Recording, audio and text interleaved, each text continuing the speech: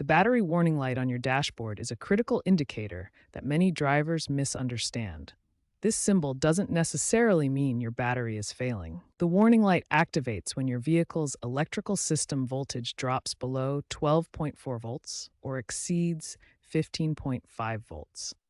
Let's see these critical voltage thresholds in action. Understanding the main causes of battery warning lights is crucial for proper diagnosis.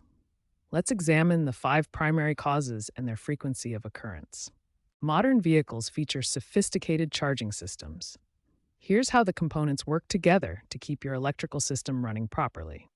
Today's vehicles use smart battery management systems that provide real-time monitoring and can even predict failures weeks in advance through mobile app integration. Ignoring the battery warning light can have serious consequences. Your vehicle may fail to start, or worse, it could stall while you're driving, creating a dangerous situation. When the battery warning light illuminates, immediate action is required to prevent complete electrical system failure. The first step is to reduce electrical load by turning off non-essential systems like air conditioning, radio, and lights.